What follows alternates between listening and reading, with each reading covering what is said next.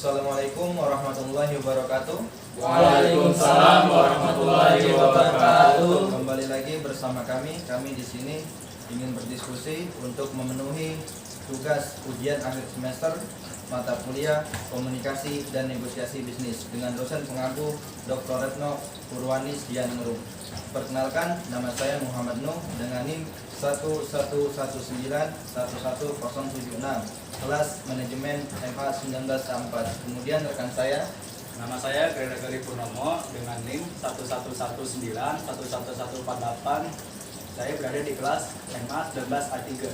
Perkenalkan, nama saya Biagi Armada Sutiro dengan NIM 111911160 dari kelas manajemen 19A3. Ya, dan perkenalkan, nama saya Muhammad Salman Al-Farisi dengan NIM 111911059 dari kelas manajemen 19A3.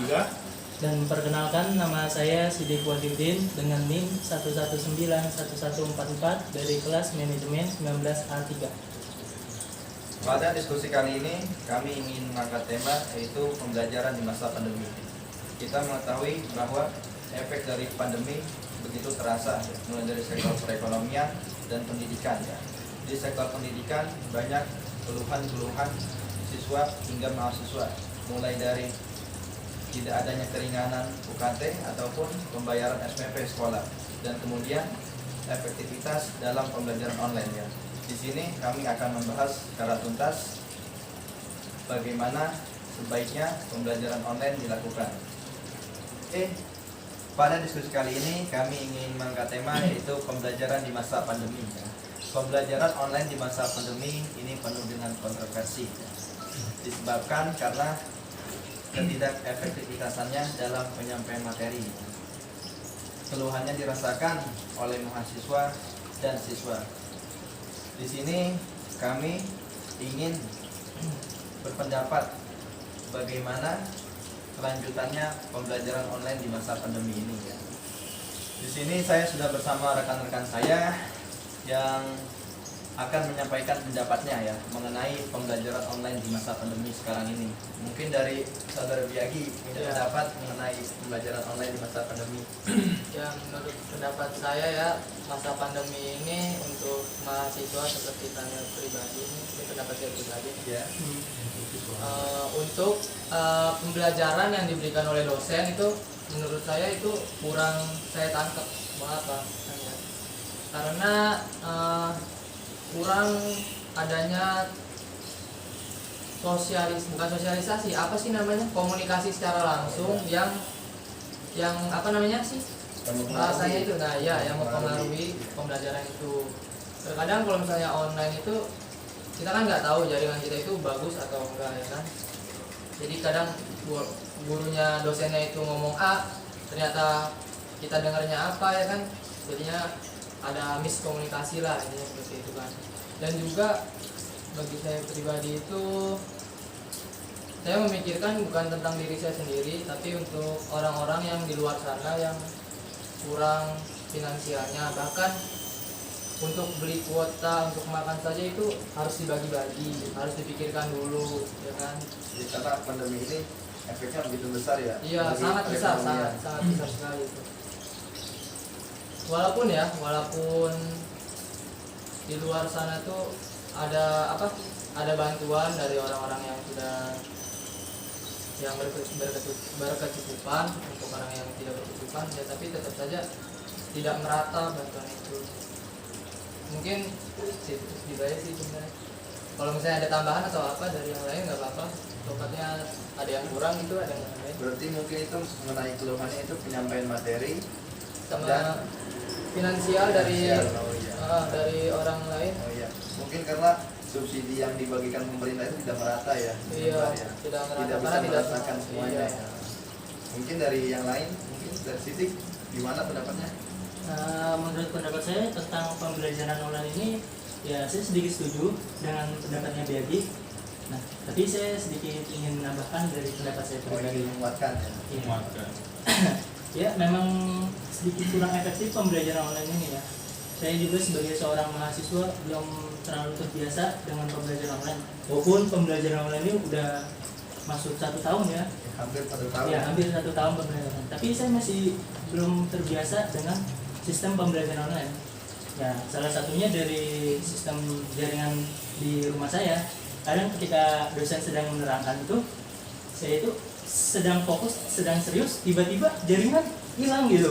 Ya, disconnect. Jadi tuh apa yang dijelaskan dosen itu sebagai mahasiswa yang ingin serius mengikuti mata kuliah itu jadi terganggu gitu. Sedangkan kadang dosen ada juga ya yang suka mengira-ngira. Bukannya saya Paham ya. Iya, bukan menyindir lah ya. cuman kadang suka itu. Tapi memang fakta dan nyatanya itu jaringan di rumah saya itu memang lagi kurang bagus. Jadi seperti itu. Kadang keluhan buat ini ya, sistem pembelajaran online ya. Udah gitu dari sistem kuota ya. Memang sih sebagian seluruh mahasiswa mendapatkan sistem bantuan dari pemerintah ya, dari universitas subsidinya. Nah, tapi kan bantuan itu tidak menyeluruhnya. Ada juga yang kagak kebagian. Ya, salah satunya ya saya pribadi ya, kagak kebagian walaupun saya sudah mengikuti aturan-aturan yang sudah diberikan untuk mendapatkan bantuan tersebut, tapi ya sampai sekarang saya belum mendapatkan. Nasibnya emang jelek. Iya. Tapi saya belum mendapatkan gitu. Mungkin Anda belum beruntung. Nah, ya mungkin saya belum Nasibnya beruntung. jelek. Ya, tapi alhamdulillah ya sedikit-sedikit saya bisa membeli kuota gitu untuk memenuhi tugas saya sebagai seorang mahasiswa gitu. Dari sisi finansial keluarga saya ya, ibarat apalagi di masa pandemi ya, keluarga saya kan menjalankan sebuah toko ya. Nah, itu tuh Kalau belum tahu, tokonya ini di bidang apa ya? Oh, Di tokonya itu retail atau- saya di bidang sembako, bahan-bahan pokok keperluan masyarakat itu.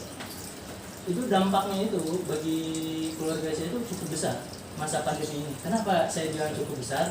Karena rata-rata pembeli-pembeli itu adalah seorang karyawan. Rata-rata ya, beli bahan-bahan bulanan itu karyawan ya bisa dibilang belinya itu cukup banyak. Tapi dengan adanya masa pandemi ini, pendapatan itu berkurang drastis. Ibarat dari 100% ya kita yang tadinya bisa mendapatkan 70% sampai 80%, yang kita hanya bisa mendapatkan 40 sampai 50% saja. Turun drastis ya. Turun drastis banget. Tapi- Soalnya tapi- kan karyawan-karyawan itu kan banyak yang di PHK kan. PHK, ya. Nah, apalagi rata-rata di perumahan saya itu, dekat rumah saya itu kanan kiri, tetangga saya belakang depan itu karyawan semua, dan rata-rata itu karyawan itu banyak yang PHK di situ. Nah, itu yang dampaknya mungkin berakibat. Nah, itu mungkin dampaknya dari segi finansial itu berakibat kepada sistem pendidikan punya saya. Kenapa saya bilang itu? Kayak saya harus membeli kuota, ya kan? Terus membeli kuota punya saya terbilang cukup besar kan, apalagi dengan ya bisa per bulan entah itu 50.000 atau 100.000 kan itu cukup besar bagi pendapatan seorang mahasiswa yang belum punya penghasilan yang cukup besar begitu. Nah, salah satunya mungkin itu yang bisa saya berikan. Mungkin kamu Pak menguatkan dari argumentasi dari Jagi ya. Iya, saya menguatkan. Berarti kamu itu tidak pro ya? Ya, dengan belajar online saya saat kurang ini? setuju aja. Kurang setuju. Karena tidak terbiasa saja. Tidak terbiasa ya. Mungkin Yang harus membuat ada- saya lebih susah itu ya itu jaringan saja. Jaringan. Yang membuat Tapi bikin- untuk pemahaman materi itu sendiri yang diberikan dosen, apakah terlalu banyak gitu sehingga yang membuat waktu pembelajaran ini cukup lama gitu? Menurut saya sih pembelajaran yang diberikan dosen sudah efektif ya, sudah efektif dari segi memberikan tugas, dari segi memberikan penjelasan, baik itu berupa video di YouTube ataupun berupa link tugas gitu hanya mengisi materi di situ. Nah, itu sudah cukup efektif gitu menurut saya sebagai seorang mahasiswa yang menangkap dari situ. Kan dosen juga pastikan juga tidak semuanya berjalan lancar gitu kan, ada sebagian yang ya agak susah gitu kan ya, untuk memberikan tugas gitu kan, terkendala gitu ya dengan kesibukannya gitu. Tapi menurut saya pembelajaran sudah diberikan oleh masing-masing dosen itu sudah efektif menurut saya gitu. Cuman ketika pembelajaran sistem kayak via tanda kutip via Zoom atau Google Meet ya atau Jitsi, nah itu saya itu ya kurang menangkap aja di sistem di situnya gitu. Cuman kalau pembelajaran sistem e-learning itu udah cukup efektif menurut saya gitu. Menurut saya sendiri kuliah daring itu sangat enak bagi saya. Saya itu tipe orang yang bisa belajar sendiri secara mandiri tanpa ada bimbingan dosen yang bisa membimbing saya. Jadi jika dosen ngasih materi sedikit saja, saya mungkin akan sedikit mengerti, ditambah dengan bantuan Google yang banyak sekali materi bertebaran di Google kan. Berarti mungkin saudara Gali ini tipe orang yang lebih suka belajar otodidak ya. Iya. Sehingga pembelajaran online ini tidak mempengaruhi sama sekali. Tidak mempengaruhi sama sekali. Menurut pribadi ya, menurut saya ya, yang tadi dari pendapat saudara Gali ya, saya agak kurang setuju. Belajar otodidak memang bagus, tapi kan segala sesuatu baik pembelajaran apapun ya, sepintar apapun orang itu pasti butuhlah namanya bimbingan. Bimbingan itu dari sistem pembelajaran, baik mata pelajaran apapun itu ya.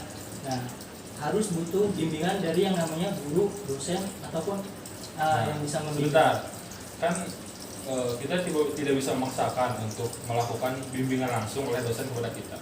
Dosen sudah mengupayakan atau kamu sudah mengupayakan dengan daring atau dengan Zoom, Google Meet. Apa itu kurang dalam penyampaiannya Pak Bagaimana? Enggak, menurut saya itu agak kurang. Saya agak menyanggah dari pendapat Gali tentang pendapatnya itu yang Bisa belajar secara secara otodidak memang bagus belajar secara otodidak gitu. Tapi kan yang saya sanggah ini semua apapun sejelas sepintar-pintarnya orang haruslah butuh yang namanya Makanya makanya ada Google Zoom. Nah, itu bertujuan untuk dosen memberikan bimbingan sebelum masuk itu belajar otodidak itu gitu. Jadi tidak ada istilah tidak ada bimbingan dari dosen gitu. Ada bimbingan, cuman mungkin lewat online, tidak bisa langsung seperti itu. iya. jika kita stuck belajar online secara otodidak, kita bisa bertanya ke dosen dalam bimbingan Zoom. Oh iya. Iya, Mungkin betul. yang dimaksud saudara Gali ini dia senang belajar sendiri itu. Akan tetapi nanti Bukan jika senang, ia itu mempunyai kesulitan, mungkin dia juga akan bertanya kepada dosen mengapa Nah, itu. kalau berpendapat Iya. seperti itu saya mungkin setuju dengan perilaku yang sebagai mahasiswa yang begitu ya. Ya jadi itu Gali ini tipe orang yang mampu gitu loh. Iya. Mampu gimana ya, mampu belajar sendiri, akan tetapi dia juga tidak melupakan gitu loh bahwa dia punya seorang pembimbing, yaitu dosennya. Ya tapi kan semuanya itu nggak bisa belajar sendiri. Semua orang tuh nggak ada yang bisa kayak Gali gitu, nggak ada yang bisa kayak gitu. Itu tergantung masing-masing. Iya tergantung masing-masing. Itu kan pendapatmu kan. Ya pendapat orang lain kan beda-beda. Ya kan sebagian mahasiswa kan nggak semuanya dari satu kelas itu bisa menangkap apa yang dijelasin dosen dan dia bisa belajar sendiri gitu. Kan nggak semuanya, rata-rata ya yang saya tahu nih semenjak pembelajaran orang ya, bagi teman-teman mahasiswa ya, dari apalagi pas sistem itu ya Zoom atau itu sebagian mahasiswa itu ada yang kamera dimatiin dan suara dimatiin itu mungkin sedang melakukan aktivitas lain gitu kan ya. Ya, Itu kan nggak semuanya itu. Nah, nggak semuanya mengikuti itu dan belajar. Wah, saya dosen menerangkan saya harus belajar otodidak supaya perkuliahan saya, nilai saya itu bagus gitu kan. Kan nggak semuanya, masing-masing mahasiswa itu berbeda-beda gitu. Jadi intinya ada kelebihannya, ada kekurangannya mungkin ya. Iya. Tapi sebentar untuk mengenai tentang kamera di on atau di off ya. Ya menurut saya itu ada kedua kemungkinan ya. Yang Iya. pertama itu memang untuk buat buka screen penjelasan itu karena ibaratnya itu membutuhkan jaringan yang maksudnya membutuhkan server sehingga maksudnya server dari mahasiswa ini sendiri seperti kamera di off kan itu kan sangat mendukung penampilan materi itu tersebut ya. Ya mungkin dari mahasiswa sendiri beranggapan seperti itu yang mungkin saya juga tidak bisa mengatakan ya bahwa kamera itu dimatikan, mungkin ya maaf Sedang tidak melakukan aktivitas lain ya. Tapi yang saya rasa memang dari kebanyakan dosen ya lebih bagusnya saat penjelasan kamera dimatikan ya, karena untuk mendukung Zoom agar berjalan dengan lancar. Nah kalau dari gue itu jadi ada sedikit pro, ada sedikit kontra gitu. Karena kenapa? Karena kita itu tidak bisa memaksakan untuk kita ingin kita kuliah langsung nih ya. Tapi kan kita tidak memaksakan karena masa pandemi. Nah berarti kita harus ada di rumah, gitu kan? Jadi ada kelebihan dan kekurangan sendiri itu. Mungkin kelebihan itu diantaranya adalah maksudnya mahasiswa itu tidak bergantung hanya pada dosen. Jadi dia bisa tadi dibilang bisa referensi Google seperti itu. Nah terus bisa lebih bisa lebih mengenal aplikasi-aplikasi baru gitu kan, kayak misalkan kita bikin video gitu kan. Nah dan kekurangan-kekurangannya itu masih banyak kelebihan-kelebihan yang lainnya, mungkin ada yang mau menambahkan silakan. Terus selanjutnya adalah kekurangannya itu tadi sudah disampaikan oleh saudara Biagi dan saudara Sidik. Ya mungkin lebih banyak kekurangan daripada kelebihan begitu ya. Iya, pasti. Tadi yang menyinggung tentang perbedaan tingkat yang mungkin untuk usia SD sebaiknya memang dibuat pembelajaran metode baru itu. Iya. Di sini memang benar guru dan dosen dituntut benar-benar kreatif ya. Nah, emang kreatif dalam artian bagaimana siswa ini dapat memahami apa yang diterangkan. guru atau dosen yang sampaikan itu ya. Jadi tapi prihatin juga sih ya, kayak ngelihat kita aja nih yang mahasiswa yang udah tergolong mahal kan, mahal itu paling tinggi kan. Nah, itu tuh masih ada yang kesulitan untuk menerima materi, apalagi yang tingkat dasar, sekolah dasar. Nah, jadi apalagi sekarang kan anak-anak SD itu lebih gimana ya? Jadi cenderung malas gitu. Jadi apa namanya? Beruntung jika orang tuanya yang perhatian. Tapi gimana kalau orang tuanya yang bodo amatan? Nah itu kan kasihan juga untuk sistem mereka, pendidikannya si anak itu. Nah Jadi itu sisi pro-nya. Jadi Itu- apalagi sekarang adanya game online gitu ya, jadi Iya. anak-anak lebih cenderung dan kan memang ya sistem pembelajaran ini menggunakan apa ya? Ya benar kata saudara Salman jadi itu. kadang-kadang ada yang uh, kelihatannya dia belajar online nih, tapi padahal main game. Nah, seperti itu. Sisi buruknya mungkin itu ya. Kalau itu hal buruk itu mah tergantung keluarganya sendiri. Nah itu dia, Gimana kan caranya tadi kan mendidik beruntung, anak SD-nya. beruntung kalau orang tuanya yang perhatian, tapi kalau orang tua yang bodo amatan kan kasihan ke Anak bodo anaknya. amat tapi kerja kayak misalnya keluarga Sidik itu Ya intinya nggak memperhatikan lah gitu, nggak Intinya si memperhatikan, orang tuanya itu sibuk sampai anaknya itu malah tidak terperhatikan. Tapi saya sendiri sebagai moderator misalkan ya memberikan satu solusi, memang kan apa yang tadi saya sampaikan yang jelaskan ya bahwa butuh pembedaan cara belajar. Nah, Antara kita misalkan dan antara mahasiswa dan sekolah dasar itu Ah. tentu sangat beda ya. Ya, harus Tidak dibedakan. bisa disamaratakan. Nah, untuk menjawab ini semua, menurut pendapat kalian, apakah metode pembelajaran home visit itu efektif untuk dilakukan? Home visit ini jadi gimana ya? Guru berkunjung ke rumah siswa. Jadi untuk mata-mata pelajaran tertentu yang sulit dipahami, guru harus mengunjungi rumah siswa ini sendiri dengan tetap mematuhi protokol kesehatan. Ya, selama gurunya itu sanggup dan dia menyanggupi hal itu ya bagus juga sih menurut saya. Setuju. Kalau dari Seperti ada kayak contoh di daerah kampung saya tuh ya. Jadi dia tuh sistemnya tuh, jadi anak-anak itu berkumpul di satu rumah murid itu. Jadi guru yang datang kan seperti itu untuk mengajarkan. Namun tidak setiap hari kan, seminggu itu hanya ada 3 hari atau 2 hari seperti itu. Yang bagus juga sih, cuman sayangnya itu tidak diterapkan di seluruh sekolah-sekolah yang ini. Hanya daerah-daerah yang dikatakan aman lah, padahal kan kita nggak tahu itu aman atau tidak. Tapi intinya pro sih kayak gitu. Jadi harus ada pembedaan antara mahasiswa dan siswa. Lalu kalau buat itu kan buat siswa ya, buat siswa pembelajaran. Lalu kalau buat mahasiswa itu bagaimana? Nah, untuk mahasiswa sendiri ya saya sudah Kalau dapat bahwa misalkan ya untuk sistem luring itu atau bergantian itu ya, maksudnya dibataskan antara mahasiswa dengan mahasiswa lain itu per kelas itu dibataskan ya, sehingga mengurangi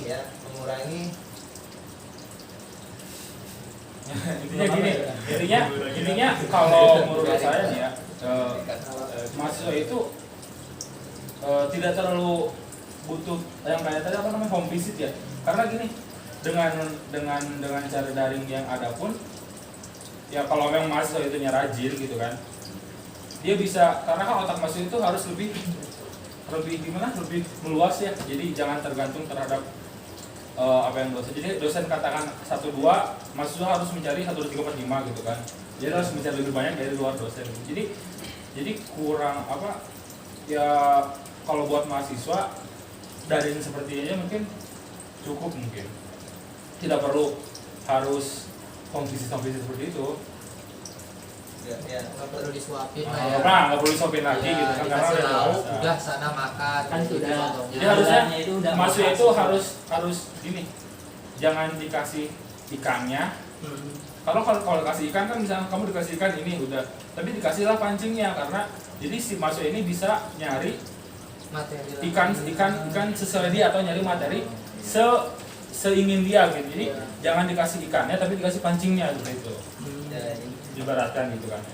Tapi menyangkut ya bahwa kan kemampuan setiap orang berbeda. Nah, ya. itu dia. Tiap mata kuliah yang sulit dipahami ya, apakah sebaiknya bisa dilakukan tatap muka tetapi dengan kapasitas kelas yang sedikit itu, sehingga tetap mematuhi protokol kesehatan yang ada. Ya, Itu menurut kalian gimana? Selama dosen dan pihak kampus menyetujuinya, no problem kan. Ya palingan dibagi 2 sesi.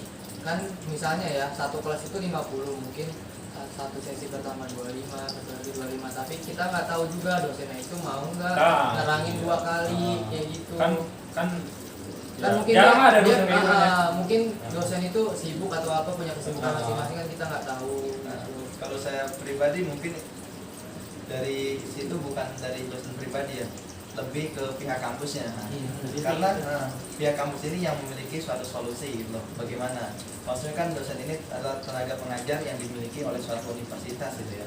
Mau tidak mau dia harus mengikuti kebijakan yang ada di universitas. Nah, sebaiknya bagaimana langkah baiknya ya yang diambil oleh suatu universitas itu agar pembelajaran ini benar-benar efektif semua itu, agar bisa merasakan dalam artian pemahaman itu.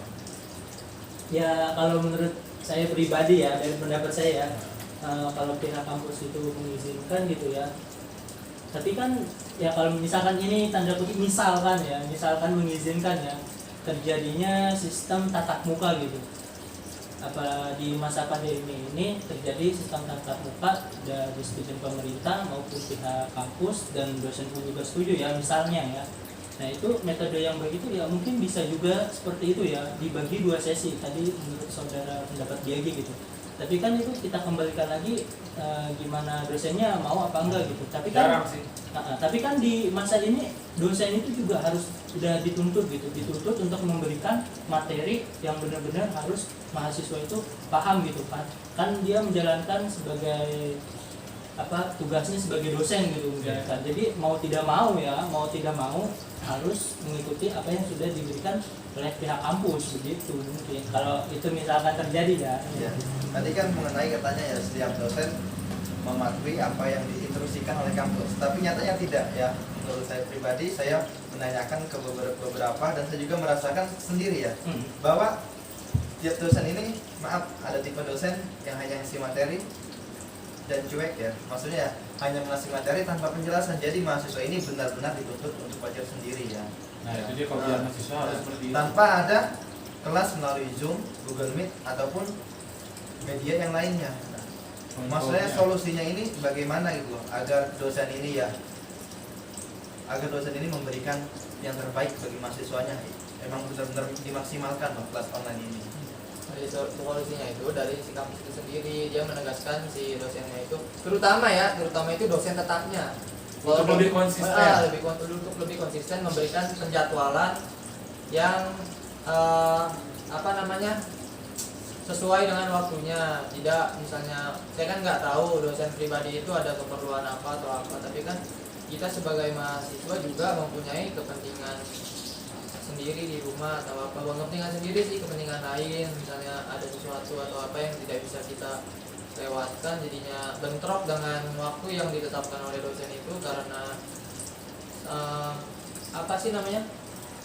kalau misalnya ini tepat waktu nih tapi tidak jadi itu saya lupa. Oh iya. Kayaknya seperti itulah. Saya juga mau Dari schedule mungkin. saya juga Ya, mau ya. jika dosen memberi tugas itu harus lebih jelas lagi gimana cara mengerjakan tugas itu. Ya mungkin dosen udah jelas, mungkin punya aja yang kurang nangkep. Tadi kan dia juga udah menjelaskan ya kan tadi di sini katanya itu dia itu bisa belajar Otodidak. sendiri otodidak. Kenapa dia Ini. di sini langsung ngomong mengeluh gitu? Kenapa? Anda ini kenapa? Anda mengucap. Enggak cuma Anda salah satu tahu dosen, kan? satu dosen yang mengajar. Oh, Anda menyindir. Oh, Udah kayak dia sendiri kan. Aku lagi Mungkin dari saudara Biagi, dosen itu harus lebih konsisten ya. Maksudnya lebih konsisten dalam artian kuliah daring sesuai jadwal yang telah ditentukan. Sebab setiap mahasiswa memiliki kesibukan yang berbeda-beda ya. Mungkin jika kelasnya diganti dengan hari berikutnya, mungkin beberapa mahasiswa tidak bisa mengikuti ya. Intinya setiap dosen wajib melaksanakan jadwal perkuliahan daring sesuai jadwal yang telah ditentukan. ya, Seperti betul itu. sekali ya. Itu menurut pendapat Ya, saya ya. pribadi. Mungkin tadi dari pendapat kalian berempat, lalu apa solusi yang terbaik, saran untuk baik itu untuk universitas ataupun untuk pemerintahan ya, agar kita ini benar-benar ya bisa melewati ini semua gitu ya, karena memang terasa sekali gitu ya dampaknya bagi kita. Saran saya satu, untuk penambahan konten itu seharusnya sih unlimited sih. Jadi salah satu pemerintah ya. Pemerintah untuk ke mahasiswanya, Soalnya kita harus mendapatkan lebih banyak kuota unlimited untuk menghadiri Zoom, mencari Google Meet. Saya kan tipe orang yang otodidak ya, jadi harus memerlukan banyak kuota gitu. Untuk itu saja saran saya, lebih banyak kuota. Mungkin dari yang lain memberikan saran. Ya, saran saya mah ya untuk situasi saat ini mah kita kudu sabar, sholat, zikir, iya bagus. yang lain-lain aja lah biar Intinya mah terus kita, berdoa lah ya. kita berdoa aja lah berlindung lah kepada Allah Subhanahu Wa Taala. Semoga kita bisa Melewati masa-masa sulit ini yang dampaknya itu sangat banget besar itu dampaknya nggak kecil gitu loh. Ini kita udah melewati 1 tahun, semoga aja tahun ini di 2021 ini menjadi lebih baik daripada tahun kemarin. Amin. Mungkin dari Samuel gimana sarannya? Jadi sarannya mah ya mungkin kalau untuk perkuliahan jadi dalam penyampaian materi baik dari kampus atau dari daring online itu lebih yang tadi itu lebih konsisten karena dengan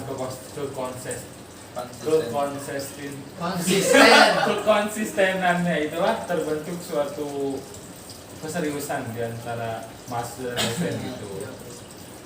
Intinya malah ya selama jadi gimana ya, jadi nggak bisa dipaksain juga kalau mau masuk ya jangan gitu karena kita takut malah memperluas mata rantai COVID.